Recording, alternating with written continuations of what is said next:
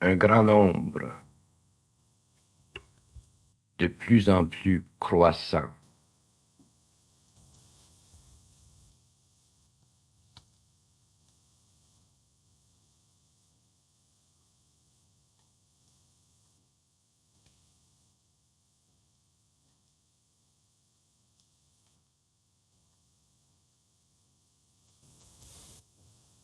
Où le Christ ou d'autres grandes personnalités cosmiques, et ce même nombre croira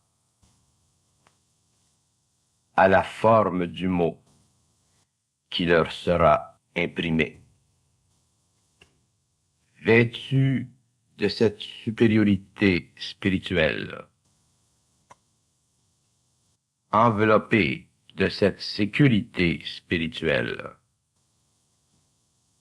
une force pénétrera leur ego et supportera leur ego afin que leur témoignage serve dans leur expérience personnelle et leur expérience transactionnelle.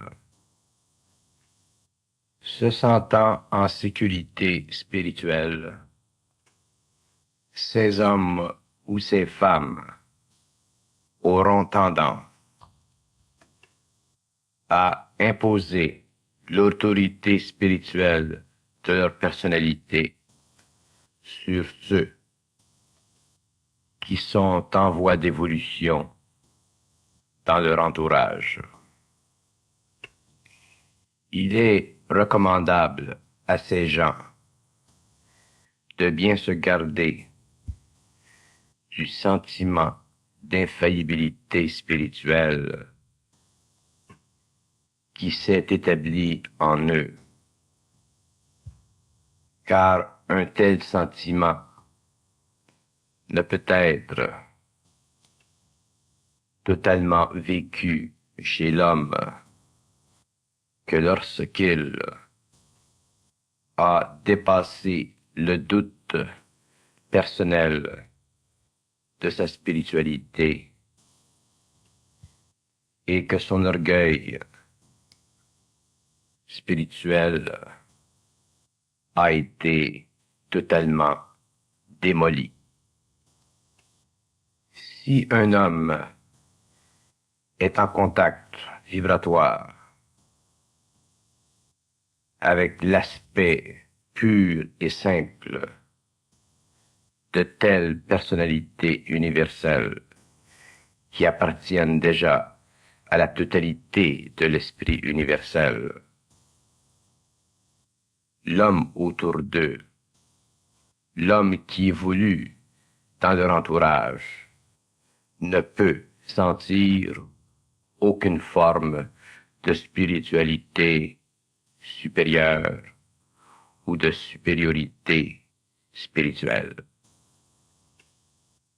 Un tel personnage doit naturellement manifester un très grand équilibre entre son ego et la partie intérieure de lui-même, de sorte que les gens ou le monde ou l'entourage autour de lui ne soient d'aucune façon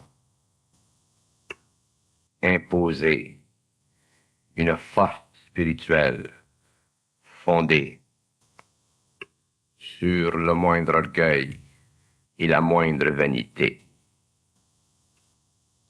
De grands voiles couvreront la conscience de l'homme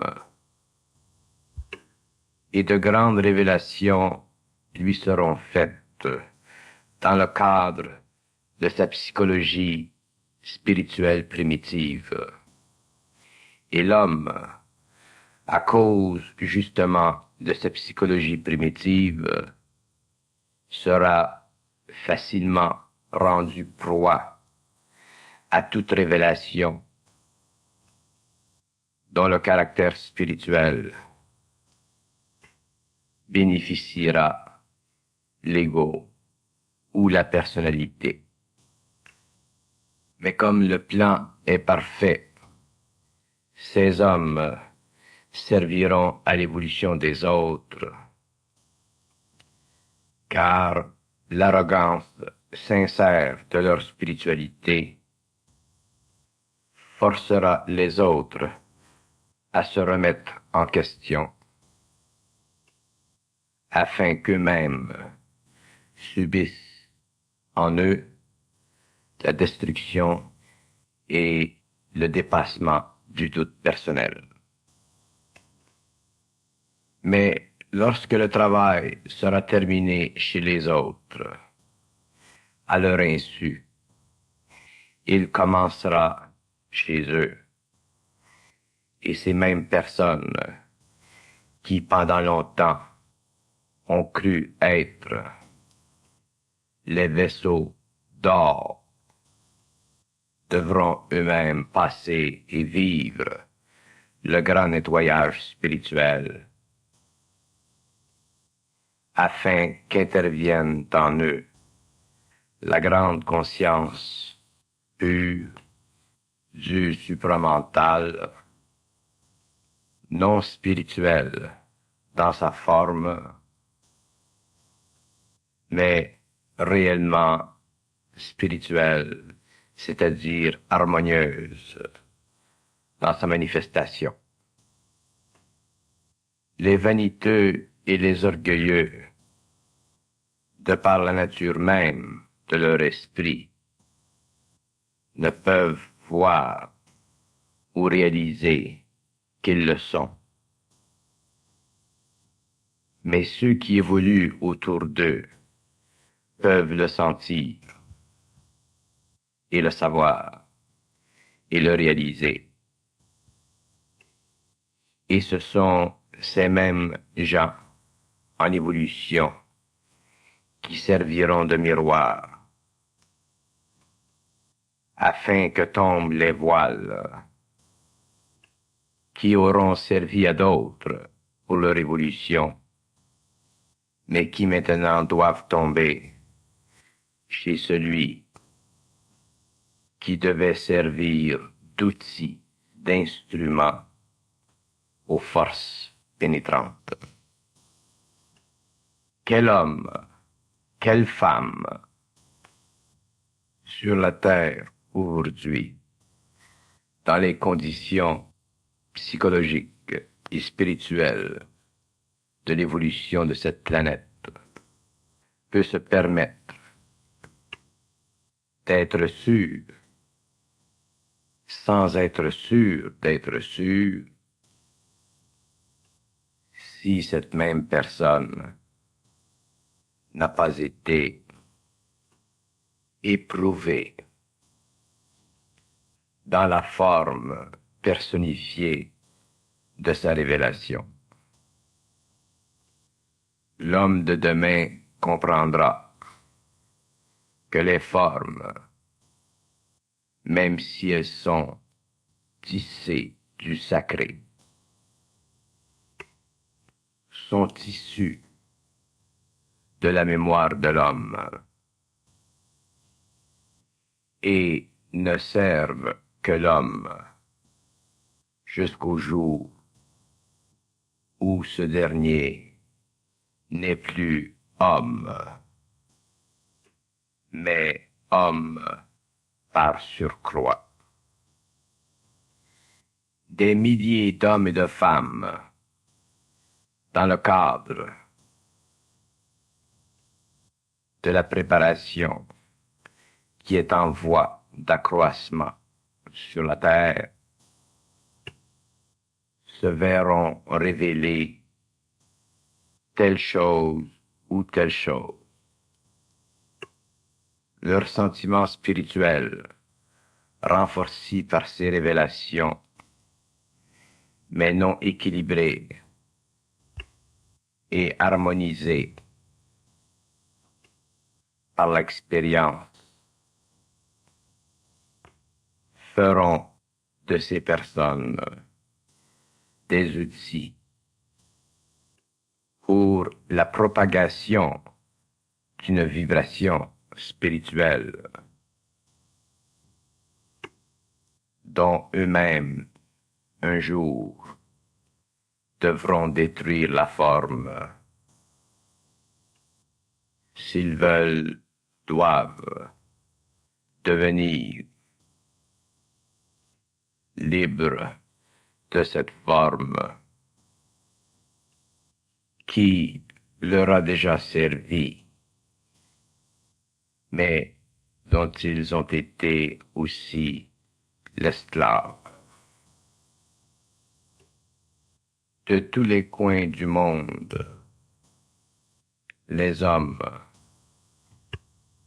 seront bombardés par un aspect quelconque de la révélation et naïfs des lois de l'évolution et de la transformation. Ces hommes créeront ici et là des mouvements, des rassemblements, des sociétés, des organisations dont ils se sentiront le centre, le pivot, le médiateur entre la terre et le ciel. Beaucoup afflueront vers eux, les écouteront, car il leur sera dit qu'ils ont été révélés telle chose ou telle chose. Le sacré hypnotise l'homme, l'arrête, lui fait croire qu'il est dans la bonne voie, qu'il est sur la voie.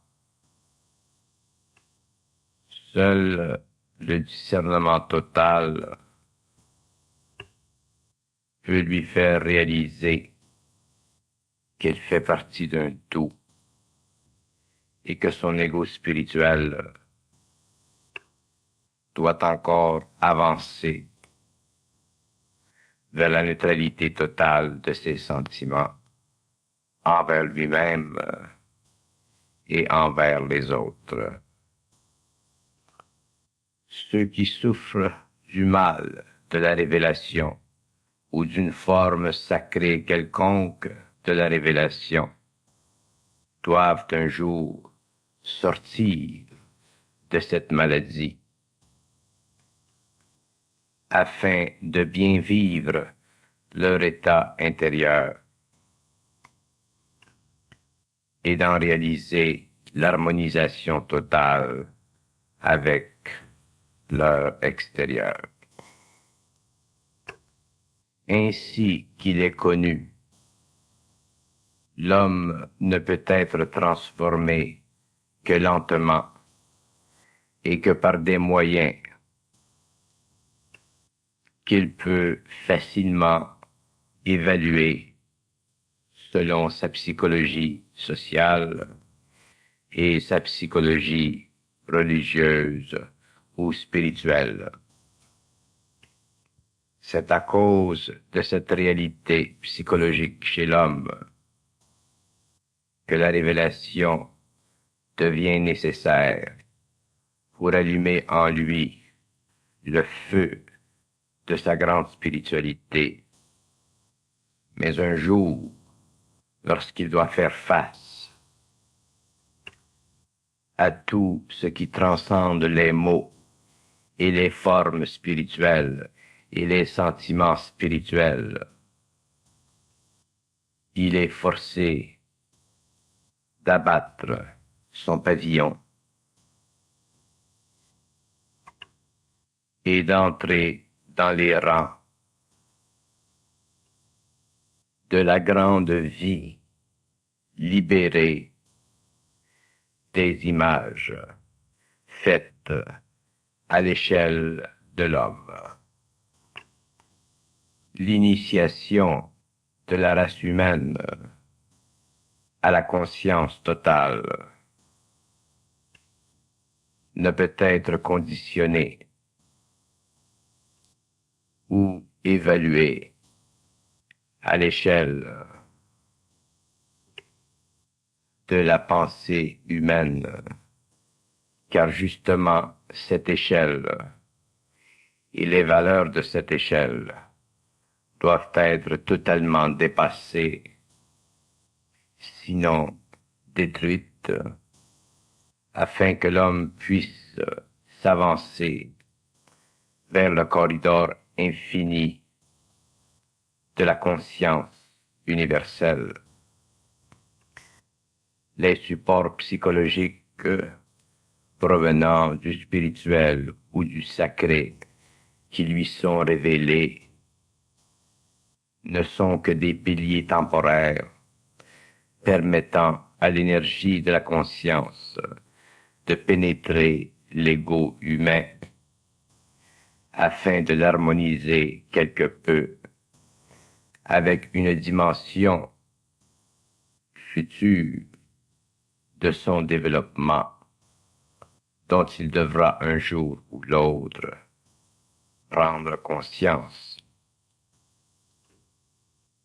Mais cette prise de conscience ne sera jamais telle que la prévoit l'homme, car tout ce que prévoit l'homme est à l'échelle de l'homme. Tout ce que voit l'homme est à l'échelle de l'homme.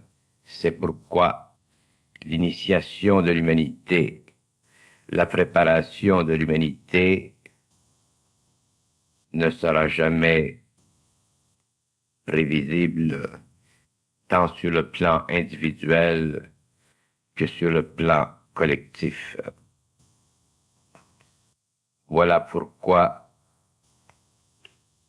toute préparation implique à son terme une destruction afin qu'une nouvelle génération de force puisse pénétrer la conscience humaine et l'élever vibratoirement jusqu'au niveau nécessaire à la transmutation. Au cours des années qui viendront, les hommes seront bombardés dans leur esprit par des formes dont l'énergie servira à transformer leur esprit et à diriger leur regard de l'extérieur vers l'intérieur. Bien que ces formes seront à l'échelle de l'individu, selon sa nationalité, son tempérament, sa culture, sa religion. Elles auront tous le même but, c'est-à-dire l'élévation vibratoire de la conscience humaine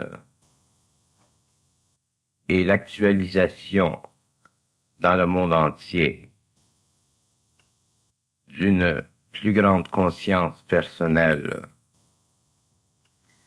qui cherchera de plus en plus les limites de la conscience évolutive et les points de repère de cette conscience mondiale. De plus en plus d'hommes et de femmes chercheront à rencontrer des hommes et des femmes qui pensent dans la même direction qu'eux. De plus en plus d'êtres chercheront à harmoniser ce qu'ils sentent ou ce qu'ils savent avec d'autres personnes de sorte que une grande réserve d'êtres humains se formera dans toutes les nations. Et de cette réserve d'hommes, toutes les formes de révélation serviront dans le cadre des lois d'attraction et de répulsion. Dans certains cas, des personnalités qui auront été le siège de certaines révélations attireront à elles un nombre de personnes. Dans d'autres cas, d'autres personnalités qui auront été le siège de révélation créeront éventuellement une répulsion chez ceux qui au début auront été attirés par elles. Car tous les hommes évoluent et tous les hommes petit à petit perdent leurs illusions. Et au fur et à mesure que tombent les voiles, au fur et à mesure, l'expérience spirituo-sociale se transforme en expérience totalement personnelle et interne. Le dénominateur commun de tous les hommes devant le cosmique, c'est l'ignorance totale. Toute autre allusion ou toute autre illusion que l'homme se fait de la vérité fait partie de son expérience intégrale et ne relève que de cette expérience.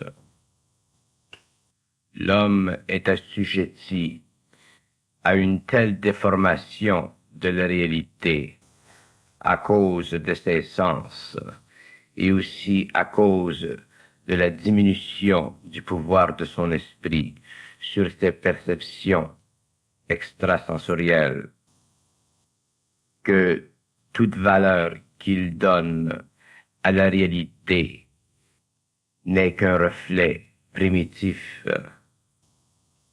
et essentiel de son ignorance.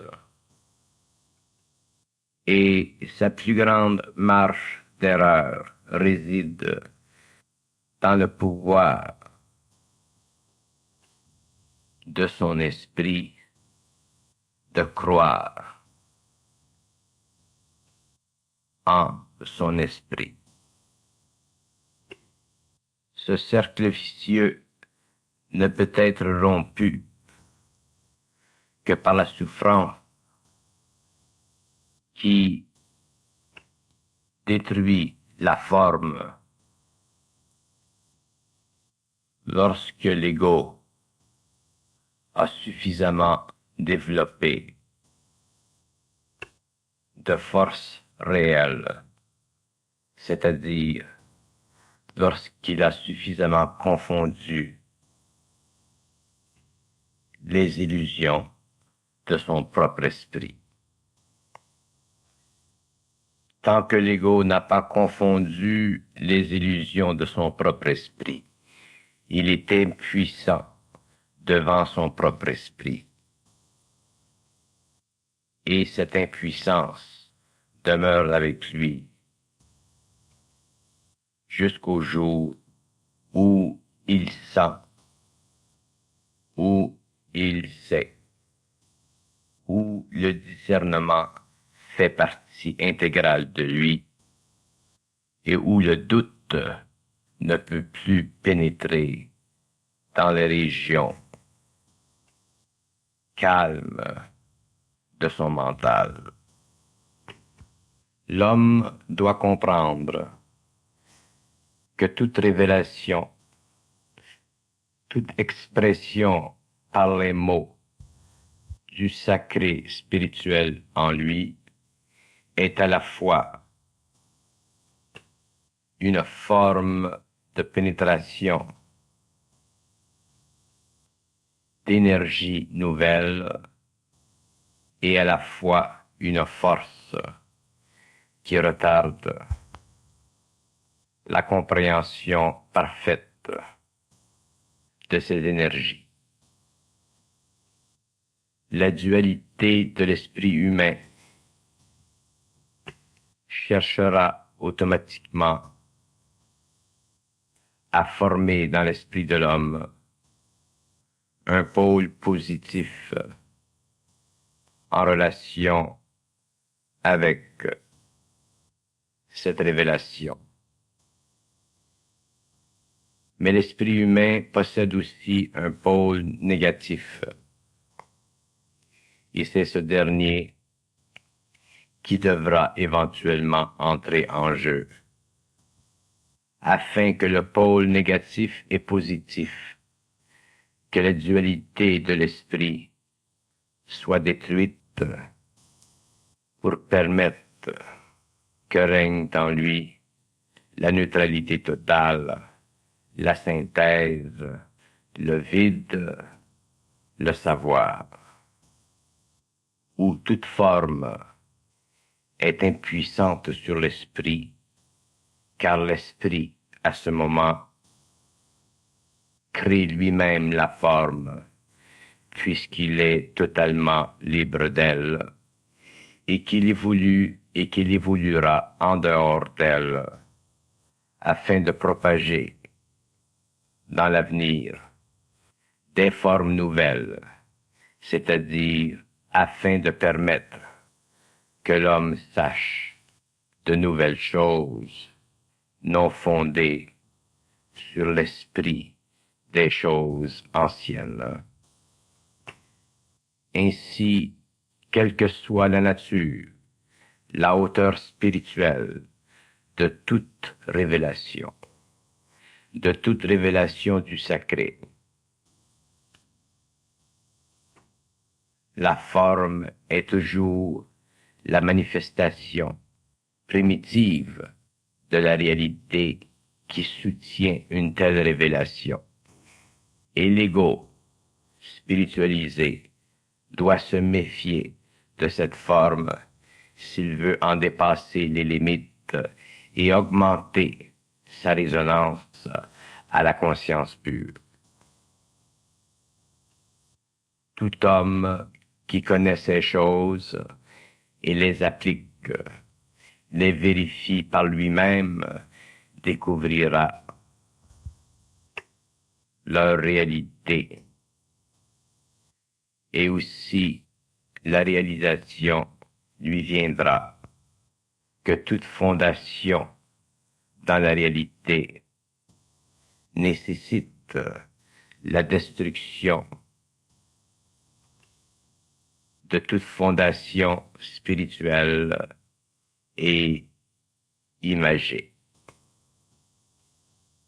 L'homme de demain n'a plus de choix.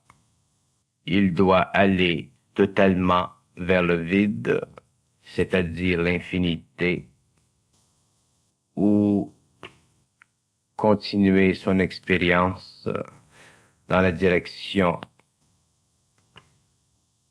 qu'il a déjà connue, afin d'en sortir un jour, plus tard, sur ce plan ou sur un autre. Mais s'il doit un jour connaître les mystères de ce plan et des autres, sans avoir à partager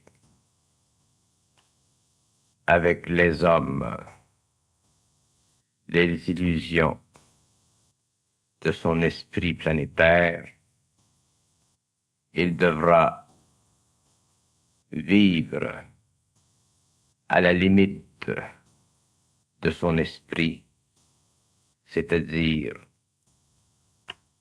dans le vide de son esprit, où le plein réel, où la réalité coexiste avec l'âme, l'ego et la personnalité, où l'intérieur et l'extérieur coïncident et où l'invisible pénètre le visible et où le visible devient le support des manifestations des autres mondes. Ceux qui vont vers la lumière ne vont pas vers la lumière de la façon dont ils préconisent le mouvement, mais iront vers cette lumière de la façon dont cette dernière veut bien qu'ils en approchent. Cette loi est irréductible, c'est une loi d'initiation, c'est une loi de transformation dont le but est la transmutation totale de l'homme sur tous les plans, jusque dans la matière. Ainsi, il est naturel à l'homme, dans les phases premières de son évolution, vers les dimensions autres, de reconnaître en lui-même des aspects ou d'autres d'une révélation personnelle, mais il est aussi naturel à l'homme de dépasser les formes humaines de cette révélation, afin qu'il puisse, à un moment donné, engendrer en lui-même les forces très puissantes de la conscience universelle qui, comme un torrent, dépasse tous les obstacles de son ego spiritualisé et apporte cet ego sur les rives du savoir calme, océanique et infini de la conscience. Vos petites attitudes personnelles, personnalisantes, seront subjuguées à la puissance de cette conscience dont la force, dont la pénétration marquera sur votre visage et dans votre esprit la puissance d'un Dieu dont vous ne pouvez comprendre aujourd'hui l'esprit ou reconnaître le visage qu'à l'échelle où votre esprit en a été éduqué ou en a été révélé. Regardez en dedans de vous et cherchez s'il n'y a pas quelque part dans un coin de votre esprit la moindre étincelle d'orgueil ou de vanité spirituelle en relation avec une révélation quelconque qui vous a été transmise. Et si vous voyez une telle étincelle, sachez que son feu, un jour, devra dévorer votre esprit afin de le libérer de la forme qui vous a été imprimée dans le but d'élever votre esprit, dans le but de propager votre esprit, dans le but d'aider votre esprit. Mais considérez que ce travail de la conscience dépasse les attributions personnelles que vous puissiez vous faire dans l'esprit de votre esprit. Tant que vous êtes dans l'esprit de votre esprit, il y a en vous deux aspects de la réalité. Un aspect subjectif, personnel, humain, un autre aspect objectif, prépersonnel, cosmique. Et ces deux aspects doivent convenir un avec l'autre, et non l'un se regarder dans le miroir de l'autre. Beaucoup seront appelés, car beaucoup auront été saisis dans leur esprit par une forme ou autre de la révélation. Mais peu seront reconnus, car la révélation en eux n'aura pas été transformée dans l'écriture et le texte clair et limpide du savoir qui ne provient que de la conscience et qui ne peut être exécuté que par le discernement total. Là où la sagesse spirituelle ouvrira grandes les portes de la compétition humaine et mondiale pour les Olympiades de l'infinité, peu d'hommes et de femmes se verront accorder les lauriers de la victoire dans ce premier mouvement de l'évolution planétaire. L'homme spirituel de la Terre doit devenir l'homme cosmique.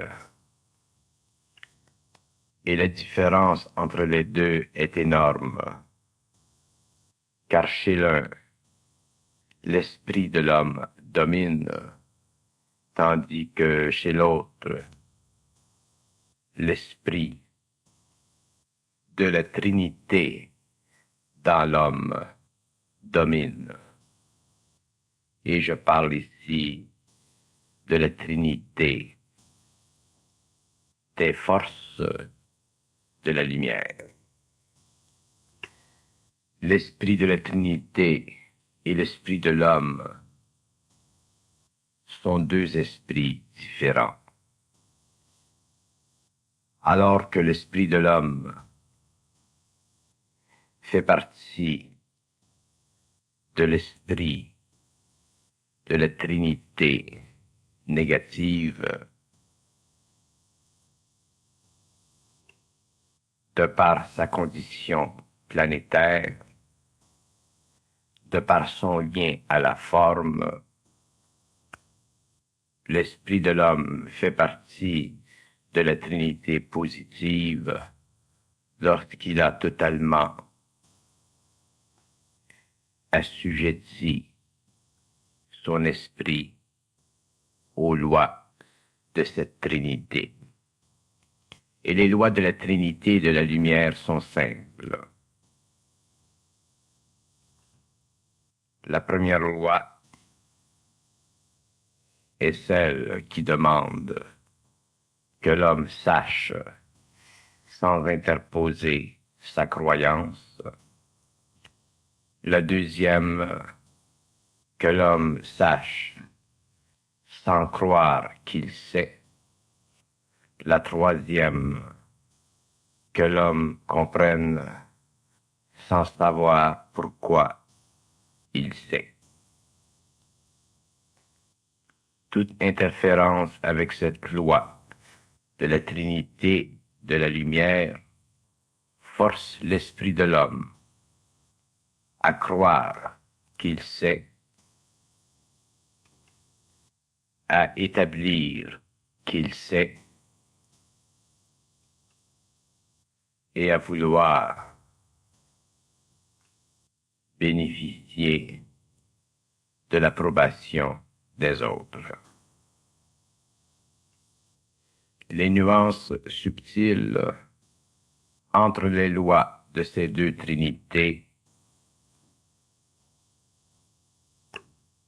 font de l'homme un être libre au-delà de la forme spirituelle, ou font de l'homme un être composé à la fois d'impressions spirituelles et soumis aux lois de la forme spirituelle. Dans le cas dernier, bien qu'il y ait développement spirituel,